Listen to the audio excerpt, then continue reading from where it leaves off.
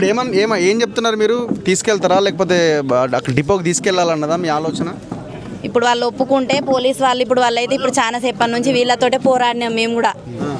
మా నాన్నని అక్కడికి తీసుకొని వెళ్ళిండ్లు, ఎండకుంచిళ్ళు, మేమున్నాం కార్లో కూర్చున్నాం వీళ్ళ కోసం. అంతసేపు మా అమ్మ నేను మా తమ్ముడు కూడా నర్సంపేటకు పోయిండు. వాళ్ళు వింటలేరు, ఎంతసేపు ఉంచుకోవాలి ఇప్పుడు? వాళ్ళు వింటలేరు, వీళ్ళు వింటలేరు. ఇప్పుడు ఉన్న ఆధారం కూడా పోయేటట్టున్నది. మా నాన్న ఇంటి ముందు ఉన్నాడు, ఊళ్ళో జనాలు కూడా మేము ఉంచుకోమిగా.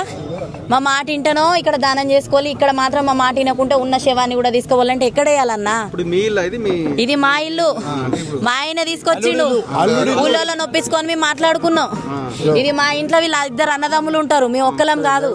ఇప్పుడు వాళ్ళ అన్న కూడా ఒప్పుకోలే, ఒప్పించుకున్నాడు. మా అత్త ఉంటుంది, మా అత్త, మా బావ, మా ఆయన, మీన ఒక్కడు కాదు కదా, ఇద్దరు పుట్టిళ్ళు. ఇద్దరు ఒప్పుకుంటేనే మా నాన్న నేసిళ్ళు ఇక్కడ. ఇప్పుడు వాళ్ళకి మంచి కావాలి. ఇన్నిసార్లు శవాన్ని ఒక్కసారి ఇస్తారు, శవాన్ని ఇంటి ముంగట తీసుడు పెట్టుడు అయితే నాకు ఇద్దరు ఆడపిల్లలు ఉన్నారు, వాళ్ళకి ఇద్దరు మగ పిల్లలు ఉన్నారు. వాళ్ళకి మంచి కావాలి, మా పిల్లలకు మంచి కావాలి. ఇన్నిసార్లు శవం తీసుడు పెట్టకులన్న దయచేసి దండం పెడతానా, మీ కాళ్ళు మొక్కమన్నా మొక్కుతా ప్రతి ఒక్కరి.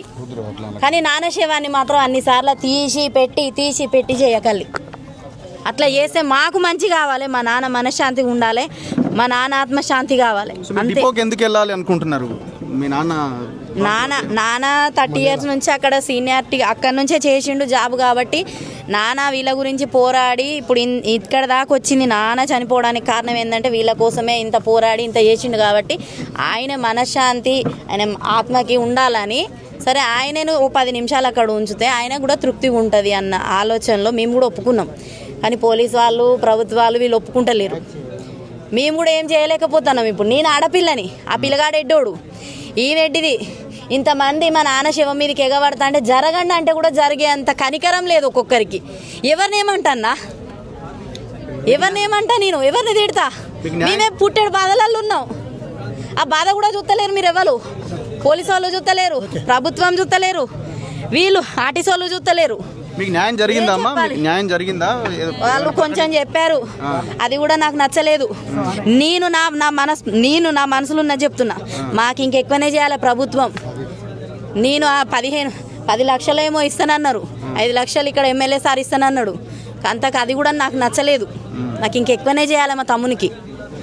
ఇప్పుడు మా తమ్ముడు కూడా నాకు కూడా ఆధారం మా తమ్ముడే కదన్నా. రేపు నా పిల్లల పెళ్ళిళ్ళు చేయాలన్న వాడే, బొల్లు పెట్టాలన్న వాళ్ళే, ఏ చేయాలన్నా మా తమ్ముడు ముందు పడింది. నా పిల్లల పెళ్ళిళ్ళు కాదు. మా తమ్మునికి ఇంకెక్కువనే ఇవ్వాలి. మా తమ్ముడు ఏం చేస్తారో ఇక ప్రభుత్వం, ఇక మీ ఇష్టం. మినిస్టర్ గానీ ఎవరైనా మీకు మినిస్టర్ ఏమైనా? పొన్నం ప్రభాకర్ గారు ఇప్పుడు ఇంత ముందు సార్ నాతో మాట్లాడారు. అమ్మ నేను నిన్న నీకు చెప్పినా కదా, నీకు చేసేటి నీకు చేస్తానన్నా కదా, తమ్ముడు చేసేటి తమ్ముని చేస్తానన్నా కదా, నువ్వు నా మాట విను, ఎవరి మాట వినొద్దు. నిన్న నేను వచ్చి నేను మీ మాట తీసుకొని పోయినా కదా అని సార్ అన్నాడు. మరి సార్ మళ్ళీ నాకు ఒక్కసారి మాట్లాడి ఆయన ఒప్పుకోవాలని నేను అనుకుంటాను, అందరి సమక్షంలో. అంతే. నాకేం చేస్తాడు, తమ్మునికి ఎత్తాడు, అమ్మున్నది. ఇప్పుడు తమ్ముడు చూసుకునే అంత అదిగా అమ్మదైతే లేదు. తమ్ముడు చూసుకునే అంత తెలివైతే తమ్మునికి లేదు. నేనే చూసుకోవాలి అమ్మని కూడా. ఏం చేస్తారో ఇక ప్రభుత్వానికే వదిలేస్తాను, ఇంకా వాళ్ళ ఇష్టం ఏం చేస్తారో.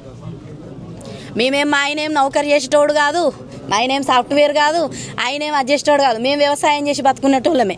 మాకు ఇంత పొలం ఉన్నది, చెలుకున్నది, పత్తి వేసుకుంటాం, వ్యవసాయం చేసుకుంటాం, అది కూడా పొత్తులనే. మాకేం లేదు, అదే పొత్తులనే, అన్నదమ్ముల పొత్తులు వేసుకుంటాం ఏదున్నా. మాకు ఆధారం కూడా ఏం లేదు. కారణం ఏమని మీరు అనుకుంటున్నారు? ఈ బాగా సఫర్ అయిందా ఈ సమ్మె, ఆయన పడ్డ వేధింపులు ఇవన్నీ యాజమాన్యంతో? తెలీదు. ఆర్టీసీ తరఫున మాత్రం వాళ్ళు ఏమన్నా ఏం వేధించాలి అనేది అయితే తెలీదు. వాళ్ళు వేధించేది ఉంటే నానెందుకు పోసుకుంటారు? వాళ్ళ కోసమే కదా పోరాడి నాన్న ఇంతవరకు తెచ్చుకున్నదంతా. వాళ్ళకు కూడా న్యాయం జరగాలి, మాకు ఒక్కలకని కాదు, వాళ్ళకు కూడా న్యాయం జరగాలి. ఇప్పుడు మా నాన్నలకి ఇంకో అంకులు చనిపోతారేమో, ఇంకో అంకులు ఏమన్నా చేసుకుంటారేమో. ఖమ్మంలో ఎవరో చేసుకున్నారంట, ఇవాళ ఇంకెక్కడో ఎవరో ఏమో చేసుకున్నారట. ఇట్లా ఎంతమంది ప్రాణాలు పోతారు? మా సొంటి పిల్లలు అందరికీ ఉంటారు కదా, వాళ్ళు ఎంత బాధపడాలి, వాళ్ళ భార్యలు ఎంత బాధపడాలి. ఒక ఇల్లు కాలిపోయినట్టే కదండి. ప్రభుత్వం వాళ్ళకు కూడా న్యాయం చేయాలని. ఇప్పుడు మాట్లాడండి మీ ఫాదర్ చివరగా కూతురితో. నాన్న 4 రోజులు అవుతుంది, 4-5 రోజులు అవుతుంది. నార్మల్గానే ఫోన్ చేసిండు, ఏం చేస్తానో బిడ్డ అది ఇదని మాట్లాడిండు. అమ్మకు ఫోన్ చేసినావా అన్నాడు. నేను ప్రతిరోజు చేస్తూనే ఉంటాను, మా అమ్మకి చేస్తా. తమ్ముడు ఉండడు, హైదరాబాద్లో ఉంటాడు, ఆయన నర్సంపేటలోనే తిరుగుతూనే ఉంటాడు. ఫోన్ చేస్తూనే ఉంటా, గంట మాట్లాడతా అమ్మతోటి ప్రతిరోజు. నాన్నకు చేస్తా, మాట్లాడతా. నేను చేయకపోయినా ఆయనే చేస్తాడు. నేను ఫోన్ చేయకపోయినా డ్యూటీ ఒకవేళ హాలిడే ఉన్నది అని అంటే బండి వేసుకొని ఇక్కడికి వస్తాడు. ఏదన్నా పట్టుకొని వస్తాడు. తినేటివో అవో ఇవో పిల్లలు ఉంటారు, చిన్న పిల్ల ఉంటుంది, చిన్న అమ్మాయి ఉంటుంది, పెద్ద అమ్మాయి హాస్టల్ ఉంటుంది. వచ్చి ఉండి కాసేపు మాట్లాడి ఆయన బాధో కష్టమో ఏదో, బిడ్డ నాకు ఇల్లు లేదు కదా, తమ్ముడు ఎడ్డోడు, నువ్వు చెప్తూనే వింటాడు. ఉసుకునా నాకేమన్నా అయితే ప్రాణం గిట్లా పోతే నువ్వే దిక్కు, మంచిగా చదువుకో తమ్ముడు, మంచిగా చదువుకో అని చెప్పాలి, జాబ్ చేయి తమ్ముడు అని చెప్పాలి. నువ్వే చిన్నప్పుడు పెళ్లి చేసుకొని ఆగమాగం, మాది లవ్ మ్యారేజే, మేము ఆగమాగంలోనే పెళ్లి చేసుకున్నాం. నాకు చిన్నతనంలోనే పెళ్ళయింది, 14 సంవత్సరాలకే 15 సంవత్సరాలకే పెద్ద పిల్ల పుట్టింది నాకు. నువ్వే ఇట్లా చేసుకున్నావు బిడ్డ, నీకు కూడా నేనేం చేయలేదు, తమ్ముని చెప్పాలి, జాబ్ చేయాలి. రేపు నీ బిడ్డ పెళ్లి చేసేటోడు వాడే, నేను బోలు పెట్టేది వాడే, నేను ఏది చేసినా రిటైర్మెంట్ అయితే ఇంకొక 3 సంవత్సరాలు అయితే నేను ఇల్లు కట్టిస్తా తమ్మునికి, నీకు కూడా డబ్బులు ఇస్తా పిల్ల పెళ్ళికి, నువ్వేమన్నా చేసుకో, పిల్ల పేరు మీద ఫిక్స్ చేస్తా, ఏదన్నా చేసుకో బిడ్డ అని చెప్పేటోడు నాన్న ఎప్పటికీ. నేను చచ్చిపోతే మాత్రం 2 మనవరాలు, అమ్మ నేను తమ్ముడు మీరే ఏడతారు, ఎవరు లేరు నాకు, అవ్వలేదు అయ్యలేడని ఏడ్చేటోడు ప్రతిసారి. ఆయనకు కూడా కొంచెం బీపీ షుగర్ అటు ఇటు కొంచెం ఇక అమ్మకున్నది, ఇక వాళ్ళు కూడా కొంచెం ఏజ్డ్ అయ్యారు. ఆయన 55 years ఉంటారు. ఏం చేస్తారో మీకే వదిలేస్తాను. సో ఇప్పుడు మీరు ఏమనుకుంటున్నారు? మీరు అల్లుడు కదా, మీదే ఇల్లు ఇది. ఇప్పుడు ఏమనుకుంటున్నారు చివరగా? ఇప్పుడు డిపోకి వెళ్ళనిస్తలేరు వాళ్ళు, సో వెళ్ళనిస్తలేరు కాబట్టి వచ్చిన పార్టీ వాళ్ళందరికీ కృతజ్ఞతలు. ఇప్పటి వరకు వారి శ్రాయం కోసం, మా ఆత్మశాంతి కోసం వాళ్ళు టీఆర్ఎస్ అయినా బీజేపీ అన్ని పార్టీలలో, అన్ని సంఘాల వాళ్ళు, ఆర్టిస్ట్ సంఘాలలో అందరూ ఇవ్వదాకా ప్రయత్నం చేశారు. ఓకే, కాలం టైం వేస్తుంది, ఇక్కడ ఉన్న పరిస్థితి కూడా చేయి దాటిపోతుంది, ఊళ్ళో ఉన్న పరిస్థితి బట్టి లేట్ అవుతే ఇబ్బంది పడే పరిస్థితి వస్తుంది. కాబట్టి వాళ్ళందరికీ మీ ద్వారా వచ్చిన వాళ్ళ అన్ని సంఘాలకు, పార్టీలకు కృతజ్ఞతలు చేసి. న్యాయం జరగలేదు పూర్తి స్థాయిలో అంటున్నారు కదా, మరి ఎట్లా న్యాయం జరగడం కోసం ఇంత ప్రయత్నం చేసినా కూడా గవర్నమెంట్కు ఇంతవరకు స్పందనే లేదు. అంతే, స్పందన లేదనే కదా మేము కొట్లాడేది. సంఘం వాళ్ళ వచ్చిన వాళ్ళు ఇచ్చే 10+5 అదే చాలా ఎక్కువ అమౌంట్ లాగా వాళ్ళు ఫీల్ అవుతున్నట్టు. అంతేనన్నా, అంతకు మించి ఇక్కడ జరిగేది ఏం అవపడతలేదు. ఉద్యోగం అంటే ఎట్లా తండ్రి ఉద్యోగం కొడుక్కి రావాల్సిందే కదా, విధి నిర్వహణలో చనిపోయిన ఉద్యోగం వాళ్ళు కొత్తగా ఇచ్చేది అయితే ఏం కాదు, ఏం లేదు, వాళ్ళు ఏం లేదు. కాకపోతే ఈ స్టేట్ వైజ్గా అయిన దాన్ని కూడా రేవంత్ రెడ్డి ప్రభుత్వం ఇంతవరకు పట్టించుకునే నాదుడు లేని పరిస్థితి అయిపోయింది. ఇలాంటి ప్రభుత్వానికి ఇక మనం చేసి ఇంత మా ఊర్లో ఇంతవరకు చరిత్రలో లేదు, డీసెంట్ ఊరు ఇది. ఇప్పుడు ఇలాంటి డిస్టర్బ్ లేదు. సరే, నాకు ఉన్న పరిస్థితుల్లో అక్కడి నుంచి తీసుకొచ్చి అక్కడ లేదు కదా అనే పరిస్థితుల్లో మనం వేసుకున్నాం. ఇది కూడా ఇంత రాద్ధాంతం చేసి ఇంత చేసి ఛాలెంజ్గా ఒక గవర్నమెంట్ ఛాలెంజ్గా తీసుకొని ఒక ఆర్టీసీ కాడికి పోతా అంటే ఛాలెంజ్ తీసుకుంటారు. అది ఎందుకు ఛాలెంజ్గా తీసుకుంటుందో ఎందుకు తెలియట్లేదు. సో ఇక్కడ ఎవరైనా వచ్చారా ప్రభుత్వం వైపు నుంచి వచ్చి ఏమైనా పరామర్శించి వెళ్ళే ప్రయత్నం చేసిందా? ప్రభుత్వం నుంచి ఆర్డీఓ గారు వచ్చారు, ప్లస్ లీడర్ నుంచి ఎమ్మెల్యే గారి దగ్గర ఉండే కౌన్సిలర్ మా క్యాస్ట్. ఎమ్మెల్యే రాలేదు. ఓకే, వాళ్ళు కూడా మీ ఊళ్ళో వద్దు ఇంత లొల్లి ఎత్తాలి, మా మాట ఏంటంటే అసలు ఏదో మీ నాన్నని వేసుకుంటానని సహకరిస్తాను ఇలా పెద్ద మనుషులు అందరూ అన్నారు. ఇప్పుడు ఆడ కూడా నాతో వచ్చి మాట్లాడి మా మాట నుండి, మా మాట వినకుంటే మీ ఇష్టం, మీ నాన్న సేవను తీసుకొని మీ నర్సపేట వేసుకుంటారా ఎక్కడ వేసుకుంటారా. నేను వచ్చేటప్పుడు కూడా పోలీసు వాళ్ళకి చెప్పిన మీరే కావచ్చు ఎవరికో అయితే చెప్పిన, సార్ ఎక్కడ వేయాలి, వాళ్ళకి ఇల్లు లేదు, కిరాయి ఇల్లు, మరి మీరు ఎక్కడ చూపెడతారు ఇల్లు, ఎక్కడ ఎత్తారు? మీ పోలీస్ వాళ్ళని కూడా నేను అడిగిన, నేను మార్నింగ్ ఏం సమాధానం చెప్పలేదు, ఎవరేం సమాధానం చెప్పలేదు. నా భర్త మంచోడు దేవుడు అయ్యి నేను అనలేదు, నేను అనకుండా ఆయన అన్నాడు మా మామని మా ఇంటికాడ వేసుకుంటానని అని ఆయనే తీసుకొచ్చి ఇక్కడ వేసుకున్నాడు. ఆయన దేవుడు మాకు అంతే. ఇంకోళ్ళు అయితే ఎవరు వేసుకోరు. మా ఇంటికాడ వేసుకున్నాం, దానం చేసుకుంటాం మేము. దయచేసి ఎవరు ఏదైనా మీ ఇష్టం మేరకే, అడ్డుపడద్దు అంతే కదా కాన్సెప్ట్. అది అంటే మీ ఇష్టం మేరకు ఏదైనా సంతోషం.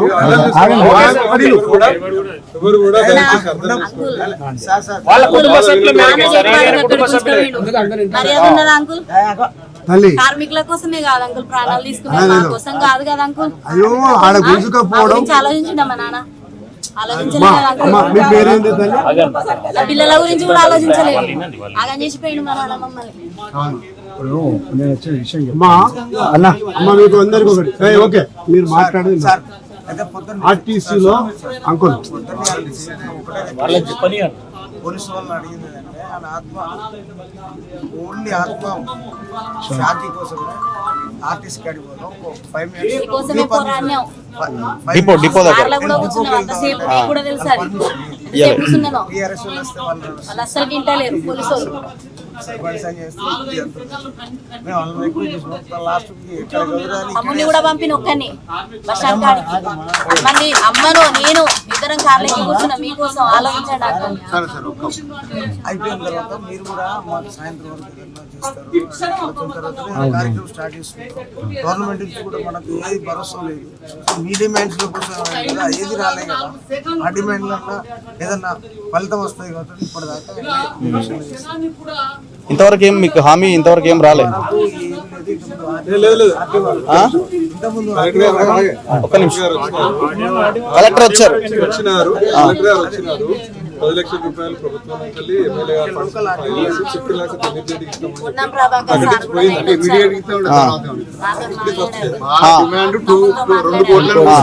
ఏం రాలేదని నన్ను చూసుకుంటా అన్నారు. నాకు హామీ ఇచ్చారు, ఓకే. హామీ ఇచ్చారు. నా నెంబర్ రాసుకున్నారు, ఓకే. తన నెంబర్ తీసుకున్నారు. బిడ్డ నీకు కూడా నేను చేస్తా, నాన్న చేసే అంత సాయం నేను నీకు చేస్తా అన్నాడు. నాకు కూడా భరోసా ఇచ్చి చెప్పిన నాకు కూడా హామీ ఇచ్చిండు సార్.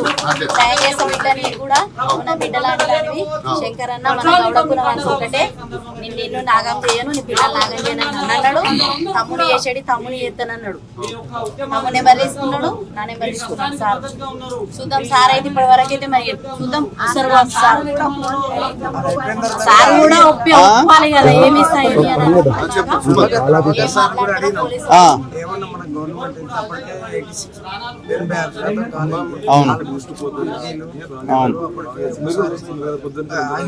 సిపిఆర్ చేసి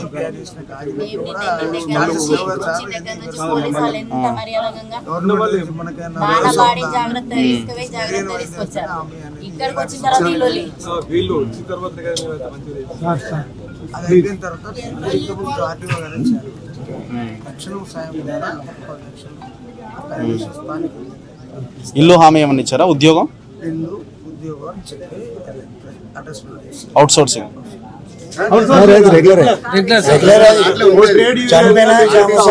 ఆర్టీసీ ఎంప్లాయ్ కాబట్టి అవుట్ సోర్సింగ్ కాదు, ట్రేడ్ యూనియన్ నాయకులుగా డైరెక్ట్ రిక్రూట్మెంట్. అదైనా ఉద్యోగ దాంట్లో చనిపోయింది కాబట్టి కొడుకు వీళ్ళు కూడా వీళ్ళని కండక్ట్ చేసుకుని పోవాలి కదా. వీళ్ళని కూడా మాట్లాడితే సాయంత్రం వరకు ఏదన్నా ప్రయత్నం చేసినాం ఇప్పటిదాకా అయిపోయింది. మాకు అదే అదే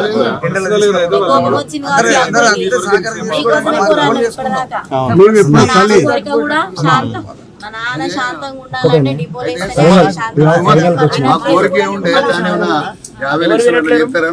సో డిపోకి తీసుకెళ్ళే ఆలోచన ఉందా సార్? వాళ్ళు అడుగుతున్నారు కదా, గవర్నమెంట్ వద్దంటుందా? చెప్పినారు కదా వాళ్ళు మాకు అట్లా ఏమి ఇష్టం లేదు. మళ్ళీ ఇప్పుడు లాస్ట్ ఇప్పుడు అడుగుతున్నారు కదా మేడం, డిపోకి తీసుకెళ్తే మాకు మీరు ఎట్లా అడిగితే ఎట్లా తమ్ముడు? వాళ్ళు అంటున్నారండి. విన్నారు కదా మీరు మళ్ళీ రేపు. ఇప్పుడు డిపోకి వెళ్తే మా నాన్న ఆత్మకు శాంతి అని అంటుంది ఆమె. సో మీరే మీ వైపు నుంచి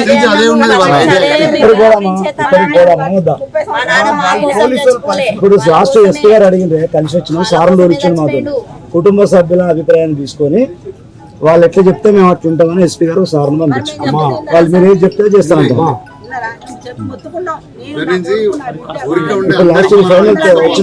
పోస్ట్ మార్టం చేసినాక కూడా అడిగిన సార్ వాళ్ళను ఎక్కడికి వేసుకుపోతారు సార్, డిపోకి వేసుకుపోతారా? ఏం కాదన్నా, ఎందుకు ప్రాణమే ప్రాణమే పోయింది కదా. దీంట్లో ఏ ప్రాబ్లం లేదు. కుటుంబ సభ్యులు ఏం ప్రాబ్లం లేదు. ఏ ప్రాబ్లం లేదు. ప్రశాంతంగా పంపించారు. నర్సం పెట్టలే తిరిగి నర్సంపేటలోనే ఎక్కువ ఉండే సార్. ఆయన లారీ తోలింది అక్కడనే అంటే జాబ్ చేసింది నర్సంపేటలోనే. ఎట్లా ఉండేదానికంటే డ్యూటీ లెక్క ఉంటా సార్ మేము. ఇల్లు కాకుంటే నర్సంపేటలోనే ఉంది సార్, ఇక్కడ ఎందుకు వద్దు? అల్లునిల్లా అదే కదా. అర్థం చేసుకోండి సార్, మానవతా దృక్పథం. మీరు ఏం చెప్తే మా మీరేం చెప్తారు 3:30 అవుతుంది.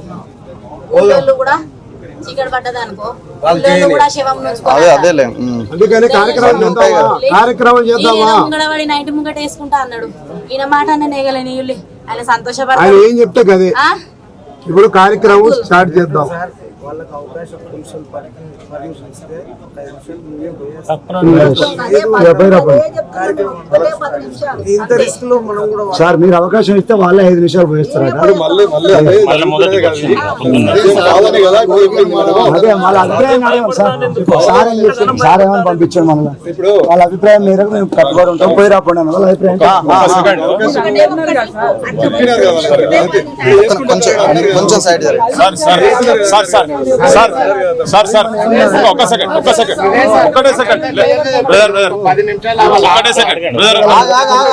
ముఖ్యమంత్రి రేవంత్ రెడ్డి నేను కూడా ఉన్న ఆయన వేదికల మీద కూడా చెప్పిండు, ఆయన ఎల్బీ స్టేడియం కు గత ప్రభుత్వం తీసుకుపోనీయకుంటే గేట్లు వలగొట్టి లోపల తీసుకుపోతామని చెప్పి పోయి ప్రజల సందర్భం ఒక నిమిషం ఇప్పటిదాకా మీరు మాట్లాడారు కదా, ఒక నిమిషం మాకు మాట్లాడే అవకాశం ఇయ్యరా? సో అది తీసుకుపోయింది కదా, ఈయన 30 సంవత్సరాల నుంచి ఒక డిపోలో పనిచేసిండు, ఆయన ఆత్మశాంతి ఉంటుంది, ఒక్కసారి అది తీసుకొస్తామా వాడలు ఒక్కసారి తిప్పుకొని వస్తామని ఆఖరి కోరికగా కోరుతున్నారు.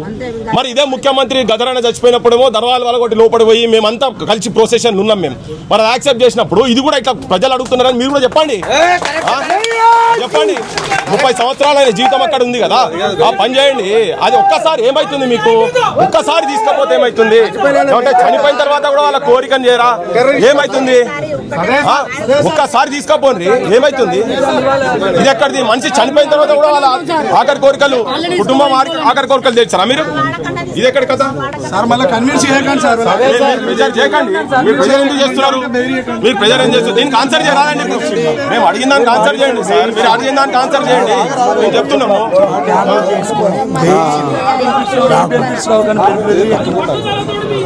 మనం చేసింది ఇప్పుడు చెప్పిన దానికంటే కూడా ఇంకెక్కువనే చేయాలి వాళ్ళకు. వాళ్ళు పని చేసేటైనా కాదా ఆయన, మా తమ్ముడు ఎడ్డోడు, జాబ్ ఇస్తే ఆయన జాబ్ చేస్తాడు అనేట అంత తెలివిగల ఆయన అయితే కాదాయనే. ఆ పిల్లగాడు ఎడ్డోడు, ఎవరినైనా అనుకుని ఈమె అంతకంటే ఎడ్డిది. ఇప్పుడు ఈ చచ్చిపోయిన ఆయనే చేయబట్టే వీళ్ళ బతుకులు. ఇంట్లో నుంచి బయటికి వెళ్ళారు వీళ్ళు. ఆయనకు జాబ్ ఇచ్చిన ఆయనకు జాబు చేసేంత తెలివి లేదు మా తమ్మునికి.